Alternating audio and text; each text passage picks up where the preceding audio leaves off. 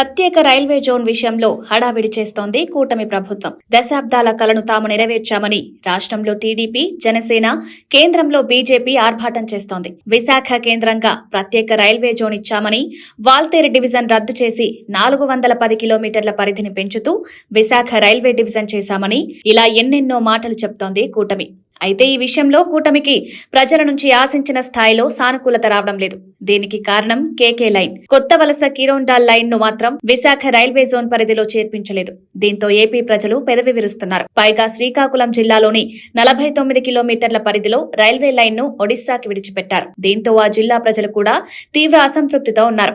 Waltair division the సుదీర్ఘ నేపథ్యం. అయితే వాల్తేరు డివిజన్ కాస్త విశాఖ డివిజన్ గా మారింది. విశాఖ కేంద్రంగా కొత్త రైల్వే డివిజన్ అందుబాటులోకి వచ్చింది. అంతవరకు ఓకే, కానీ విశాఖ రైల్వే డివిజన్ పరిధిలోకి 410 కిలోమీటర్లు వచ్చి చేరింది. అయితే కీలకమైన కొత్త వలస కిరోండాల్ రైల్వే లైన్ పరిధిలో అరకు రైల్వే స్టేషన్ మాత్రం రాయగడ రైల్వే డివిజన్ లోకి వచ్చేర్చారు. ఇది ఇబ్బందికరమైన అంశం. కీలకమైన కేకే లైన్ లో రైల్వేకు ఏటా 10,000 కోట్ల రూపాయల ఆదాయం వస్తుంది. కానీ ఆ రైల్వే లైన్ ను విశాఖ జోన్ లో చేర్చకపోవడం లోటు. ప్రస్తుతం ఒడిశాలో బీజేపీ ప్రభుత్వం ఉంది. మొన్నటి సార్వత్రిక ఎన్నికల్లో అక్కడ బీజేపీ ఘన విజయం సాధించింది. దశాబ్దాల నవీన్ పట్నాయక్ ఆధిపత్యానికి గండి కొడుతూ బీజేపీ అధికారంలోకి వచ్చింది. అదే సమయంలో ఏపీలో కూటమి ప్రభుత్వం విజయం సాధించింది. ఏపీ ప్రయోజనాలకు పెద్దపీట వేస్తున్నామన్న బీజేపీ రైల్వే జోన్ విషయంలో మాత్రం అదే ఒడిశా ప్రయోజనాలకు పెద్దపీట వేసినట్లు స్పష్టమవుతోంది. ఇప్పుడు ఏపీలో కూటమి ప్రభుత్వానికి ఇదే ఇబ్బందికరంగా మారింది. విశాఖ రైల్వే జోన్ కార్యాలయ భవనానికి ప్రధాని మోదీ శంకుస్థాపన చేశారు. వాల్తేరు డివిజన్ కాస్త విశాఖ డివిజన్ గా మారింది.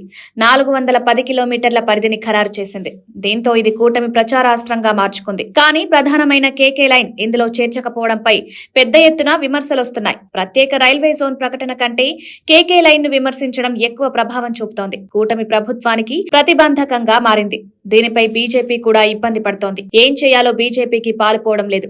విశాఖకు లక్షల కోట్ల పెట్టుబడులు ఇచ్చామని కూడా బీజేపీ చెప్తోంది. దానిపై కూడా ప్రజల నుంచి ఆశించిన స్థాయిలో మైలేజీ రావడం లేదు. మొత్తానికైతే రైల్వే జోన్ అంశంపై చేయి సాధించాలని కూటమి చూసింది. కానీ కేకే లైన్ పుణ్యమా అని అది వీలు పడలేదు.